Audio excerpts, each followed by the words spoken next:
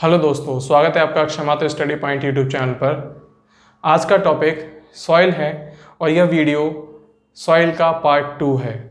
Last मैंने video में बताया था कि सॉइल की डेफिनेशन क्या है, सॉइल किस किस से मिलकर बनी होती है और सॉइल को इफेक्ट करने वाले कौन कौन से फैक्टर्स होते हैं, कौन कौन से कारक होते हैं।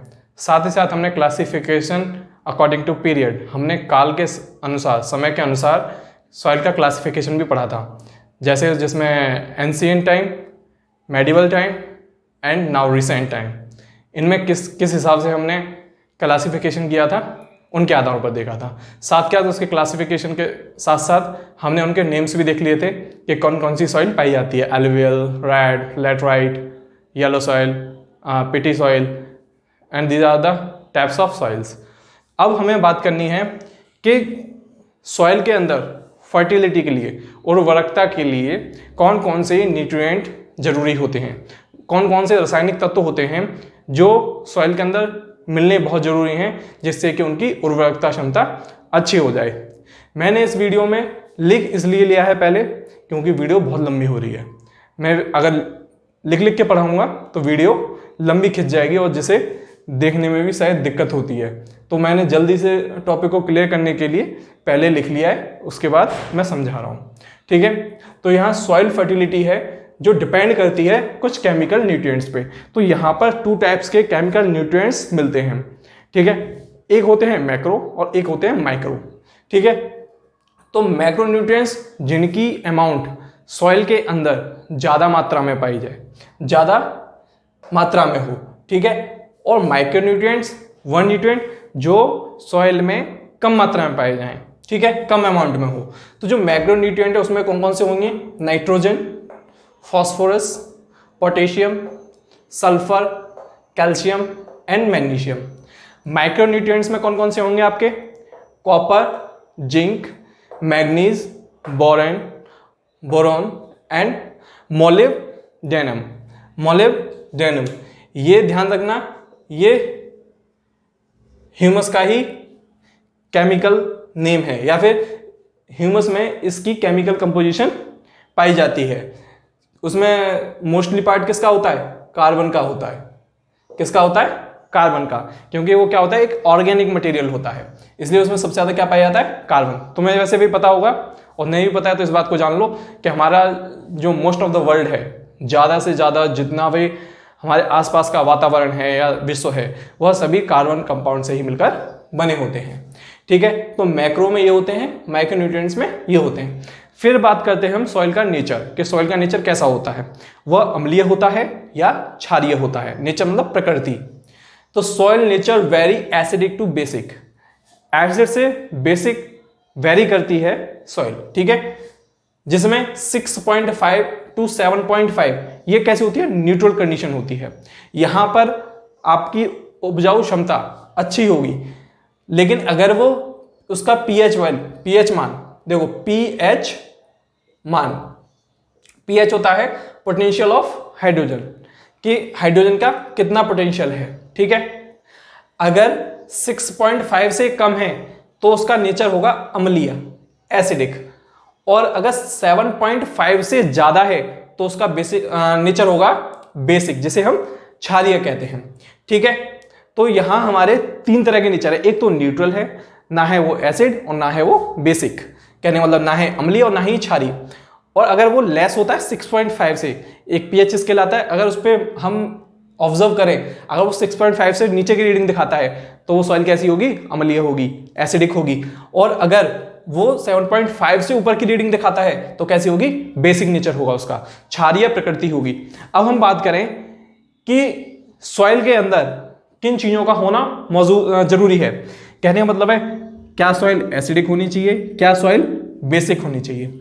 तो जी बिल्कुल गलत बात है कि अगर सॉइल एसिडिक ज्यादा होगी तब भी वह जमीन को बंजर बनाएगी, और अगर वो बेसिक होगी तब भी वो जमीन को बंजर बनाएगी। तो यहां पर मैंने 2 पॉइंट लिखे हैं, इनको हम देखते हैं। ठीक है, the availability of nutrients is affected by pH of the soil. जो सॉइल का पीएच है, मतलब हम उसकी प्रगति को माप रहे हैं अम्लीय और क्षारीय में। तो उसका जो पीएच है, पीएच इफेक्ट करेगा सॉइल की फर्टिलिटी को। जैसे कि अगर एग्जांपल लें हम कि इन वेरी एसिडिक सॉइल, कि अगर कोई ज़्यादा अम्लीय मृदा है तो उसमें मैंगनीज और एल्युमिनियम की मात्रा अधिक होगी, और वह अधिक होगी जो कि पौधों के लिए अच्छी नहीं है, टॉक्सिक अमाउंट में होगी, टॉक्सिक कंसंट्रेशन होगा। वैसे अगर हम देखें तो soil can grow the crops in neutral nature.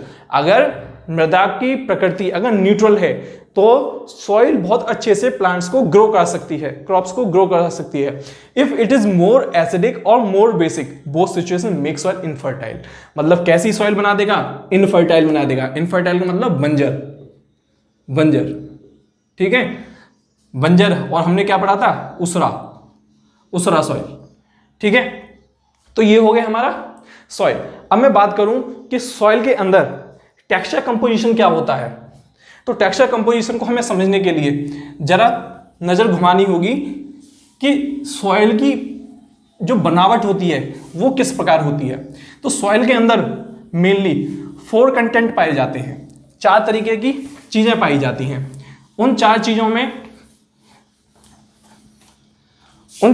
में होती है silt, clay, sand and concrete. देखो जो क्ले होती है इसे मृत्तिका कहते हैं। क्या कहते हैं? मृत्तिका। सिल्ट होती है इसे गाद कहते हैं। सैंड होती है इसे बालू कहते हैं। और ये होते हैं कंकड़, कंक्रीट, कंकड़। मृत्तिका जो होती है बहुत महीन होती है। कैसे कण होते हैं इसके? महीन कण, या कह सकते हैं चिकनी होती है। इससे जो थोड़े मोटे कण होंगे, ठीक है, इसके कैसे कण होते हैं? कण थोड़े मोटे। किससे होंगे? क्ले से। क्ले, डे नहीं है ये, क्ले है, ठीक है। बालू, इसके कण इस गाद से भी मोटे होंगे। और कंक्रीट तो आपको पता ही है, कंकड़ पत्थर, कि उसके कण तो और मोटे मोटे होंगे या और बड़े बड़े होंगे। उन पार्टिकल्स का साइज बढ़ता जाएगा। तो सबसे पहले जैसे हमारा हिमालयन रीजन होता है, जैसे हमारे इस तरीके से समझ लो, भारत का नक्शा बनाएंगे बाद में, कि जैसे ये हिमालय रीजन है, इस हिमालय रीजन से पहले पत्थर टूटते हैं। उन पत्थरों का अपक्षय होते होते वो किस में? कंक्रीट में चेंज हो जाता है। कंक्रीट से होते हुए वो किस में जाता है? बालू में कन्वर्ट हो जाता है। बालू से फिर किस में होता है? सिल्ट में होता है, जो नदियों के द्वारा उड़ेल के लाया जाता है। और फिर वो एंड में क्या बन जाता है? क्ले बन जाता है। इसलिए ये जो नदर्न प्लेन है हमारे उत्तरांचल से लेके बिहार और वेस्ट बंगाल तक का, यहाँ पर मोस्टली जो सॉइल होती है वो एलुवियल सॉइल होती है, क्योंकि वो जल ओढ़ के लाई हुई मृदा होती है, ठीक है। तो ये इस तरीके से कन्वर्जन होता है कि पहले कंक्रीट में वो पत्थर टूटेंगे या पहाड़ टूटेंगे, उसके बाद वो सैंड में टूटेगी, सैंड के बाद वो थोड़ी सी और महीन होगी, सिल्ट बनेगा, और ये क्या बन जाएगा? फिर क्ले बन जाएगा, मृत्तिका बन जाएगी। उसके जो कण होंगे एकदम महीन हो जाएंगे। इसे हम एक तरीके से और समझ सकते हैं, जैसे कंक्रीट, मान लो कि गेहूं है भाई, ठीक है, गेहूं से क्या बन गई? सूजी बन गई, और सूजी से फिर क्या बनेगा? आटा बनेगा। ये मान लेना है मैं, ठीक है, और ऐसा होता भी है, ठीक है। आटे से क्या बनेगा? मैदा। अब इसमें कणों की बात है कि इसके जो कण होंगे वो सबसे महीन होंगे, एकदम पाउडर जैसे होंगे। तो जो पाउडर होगी इसी को मृत्तिका या चिकनी मिट्टी के तौर पे जानते हैं। जो आटा होगा ये मैदा से थोड़ा सा मोटा होगा, और आटे से सूजी थोड़ी सी और मोटी होगी, और फिर ये तो गेहूं आपको पता ही है कंक्रीट की तरह होगा, मतलब बड़ा साइज होगा इसके पार्टिकल्स का, ठीक है। तो इस तरीके से हम सॉइल के कंपोजिशन का, मतलब जो टेक्सचर होता है, टेक्सचर के अकॉर्डिंग, टेक्सचर इसे बोलते हैं बनावट। तो बनावट में 4 चीजें होती हैं, क्ले, सैंड, सिल्ट, सैंड और कंक्रीट, ठीक है। ये 4 चीजें होती हैं। अब मैं बात करूंगा एलुवियल सॉइल की, कि एलुवियल सॉइल कहाँ कहाँ पाई जाती है, कलर कैसा होता है और उसमें क्या क्या क्रॉप्स उगाई जा सकती हैं और उसके टाइप्स की भी बात करेंगे हम एलुवियल सॉइल की।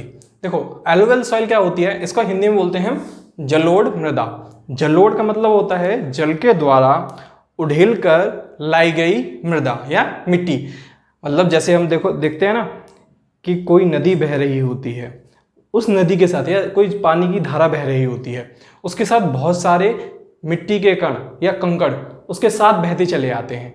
तो इस तरह का जो जमाव मिट्टी का होता है उसी को हम जलोढ़ मृदा कहते हैं। भारत का जो लैंड एरिया है उसमें से 40 to 43% एरिया यह एलुवियल सॉइल कवर करती है, ठीक है। और ये जो पाई जाती है मोस्टली नॉर्थ प्लेन में पाई जाती है और रिवर वैलीज के आसपास, मतलब नदी घाटी के आसपास ये मृदा पाई जाती है। हमारे यहाँ पर नदर्न प्लेन में गंगा, यमुना, ब्रह्मपुत्र और इनकी सहायक नदियाँ, यमुना की सहायक नदियाँ और गंगा की सहायक नदियाँ, ये सारी नदियाँ जलोढ़ को ला लाकर इकट्ठा कर देती हैं और एक ऐसे प्लेन का निर्माण करती हैं जिसे हम एलुवियल जलोढ़ मैदानी क्षेत्र कहते हैं, ठीक है, या एलुवियल सॉइल का एक रीजन क्षेत्र कहते हैं। ये सॉइल नॉर्थ प्लेन में पाई जाती है तथा इसका जो एक्सटेंशन होता है, पंजाब हमारा जो एक रिवर और रहेगी थी इंदस, ये 5-6 नदियों को मिला के बनी हुई होती है यहाँ पर, मतलब इसमें 5-6 नदियाँ और आगे मिलती हैं। ये सबसे महानदी है और इसके साथ झेलम, चेनाब, रावी, सतलज, ये सभी नदियाँ आके इसमें मिल जाती हैं, ठीक है। तो ये पंजाब से लेकर, देखो इस साइड पर एक मैप दिख रहा होगा, इस मैप पर आराम से मैंने बता रखा है कि एलुवियल सॉइल का कौन कौन सा एरिया आता है, ठीक है। तो ये पंजाब से लेकर असम तक, पंजाब यहाँ ऊपर और उधर असम तक, मैंने तुम्हें अच्छे से बताया है मैप के अंदर के कौन सा स्टेट कहाँ पर है, तो उसको जरूर देखना, ठीक है। तथा it is also found in narrow area in Gujarat and Rajasthan and also found in the peninsular state on deltaic region made by the rivers. यह एक छोटी स्ट्रिप, मतलब एक छोटे गलियारे से होती हुई कहाँ कहाँ पाई जाती है, गुजरात और राजस्थान में। वहाँ पर भी तो नदियाँ हैं, वहाँ से जो नदियाँ जलोढ़ कहलाती हैं और मृदा का निर्माण होता है वो जलोढ़ मृदा होती है, सिंपल।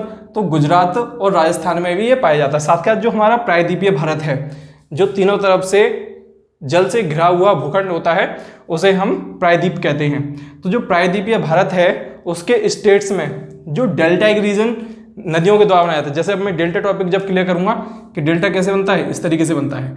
तो इस डेल्टा पे क्या गाद जमा होती है, सिल्ट जमा होती है, ठीक है, जिसपे सुंदरवन डेल्टा बना हुआ है, ये भी अच्छे से पता होना चाहिए, ठीक है। तो ये सिल्ट जो जमा होती है ये भी इसी रीजन में आ जाती है, ठीक है, deltaic region made by the rivers. तो ये वहां पर भी पाई जाएगी आपकी, कहाँ पर, पेनिनसुलर स्टेट में। वहां तुम्हें मैप के अंदर सारी चीजें दिख रही होंगी, सारा इंडिकेट कर रखा है, ठीक है। This develops from carried silt bye the reverse. ये जलोढ़ किससे बनता है, जलोढ़ मतलब किससे बनती है कि नदियों के द्वारा उड़ेल गई गाद से, ठीक है। इसमें सबसे अधिक मात्रा में क्या पाया जाता है, पोटास पाया जाता है, but phosphorus, nitrogen and humus की कमी होती है, ठीक है। और यह सॉइल सैंडी सॉइल से, मतलब बलुई मिट्टी से चिकनी मिट्टी तक वेरी करती है। ऊपर के हिस्से में जो हमारा सहारनपुर है या जो वेस्ट यूपी है, वेस्ट यूपी की साइड में जो मिट्टी पाई जाएगी वो थोड़ी बलुई टाइप की पाई जाएगी। जैसे जैसे हम नीचे उतरते जाएंगे, जैसे बिहार, वेस्ट बंगाल, वहाँ पर जाकर क्ले ही हो जाती है, जैसे पाउडर एकदम बिल्कुल चिकना हो जाता है ना, उस तरीके से मिट्टी तैयार हो जाती है।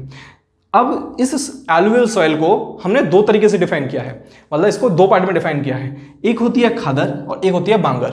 देखो खादर एक नई मिट्टी होती है, बांगर पुरानी मिट्टी को कहते हैं या पुराने जलोढ़ के कहते हैं। देखो बांगर शब्द समझ में आ रहा है, बांगर हमारे यहाँ बोलते हैं भंगार बोलते हैं भाई, भंगार। तो जो भंगार होता है, भंगार मतलब पुराना सामान जैसे हम डाल देते हैं किसी स्टोर रूम में, तो भंगार से बांगर समझो, भंगार का मतलब पुराना जलोढ़, ठीक है। खादर का मतलब नया जलोढ़। अब देखो जो नदियों में बाढ़ आती है और उनके द्वारा नदी घाटी में जो जलोढ़ इकट्ठा हो जाता है उसी को हम खादर कहते हैं। ठीक है, नदी घाटी में नदी में बाढ़ आने के कारण जो जलोढ़ जमा होता है उसे हम खादर कहते हैं। नया जलोढ़ हर साल बाढ़ के द्वारा नदी घाटी में जमा होता है और यह अधिक उपजाऊ होता है क्योंकि इसमें बार पोटास की मात्रा आएगी। अब ऐसा नहीं है कि इसमें जो है फास्फोरस, नाइट्रोजन, ह्यूमस की कमी है तो बिल्कुल खत्म है, बिल्कुल खत्म नहीं है।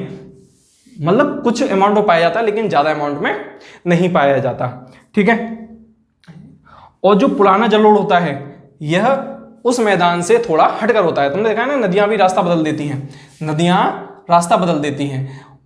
तो जो नदी यहां से होकर गुजरी वो अपने साथ कुछ जलोढ़ जमा कर लेगी। सपोज कर लीजिए कि अब ये नदी, इस नदी ने अपना रास्ता इधर डाइवर्ट कर दिया। अब जो जलोढ़ आएगा वो इस साइड में जमा होगा और ये वाली साइड क्या रह जाएगी, खाली रह जाएगी। मतलब यहां पर अब नया जलोढ़ नहीं आएगा। तो इस तरह का यहां पर जो जमाव होगा, जो पुराना जलोढ़ होगा, इसी को हम बांगर कहते हैं, बांगर। ठीक है, अब समझ में आया होगा मेरे ख्याल से। अब जो नई जगह पहुंच गया इसे हम खादर कहते हैं। ठीक है, अब इसके अंदर जो मोस्टली क्रॉप्स ग्रो करी जाती हैं वो होती हैं rice, wheat, sugar cane, jute and vegetables. Rice धान, व्हीट गेहूं, शुगर केन गन्ना एंड जूट, जूट आपको पता ही है। ठीक है, जो सन वगैरह होता है। ठीक है, एंड वेजिटेबल, यहाँ पर सब्जियां भी उगाई जाती हैं। ठीक है, जूट हमारे जो वेस्ट बंगाल का जो एरिया है वहाँ पर, क्योंकि गंगा नदी के पानी में शायद वो शक्ति होती है या वो पावर होती है या उसमें ऐसी एडेप्शन होती है जहाँ पर जूट की खेती बहुत अच्छे से की जा सकती है। ठीक है, वो कभी और नेक्स्ट टॉपिक जब आएगा नदियों का तब उसमें मैं और डिस्कस करूंगा। अब इसके आगे की सॉइल मैं नेक्स्ट पार्ट में लाता रहूंगा और इस वीडियो को आप तेजी से फैलाइए। और अब ये छोटा ही पार्ट बनना है, ज़्यादा बड़ा पार्ट नहीं बना रहा हूँ मैं। ठीक है, अब नेक्स्ट पार्ट में और सॉइल्स को मैं कवर करता चला जाऊँगा। ठीक है, जब तक के लिए आप इस वीडियो को फैलाओ और वीडियो को एंड तक देखने के लिए आपका बहुत बहुत धन्यवाद।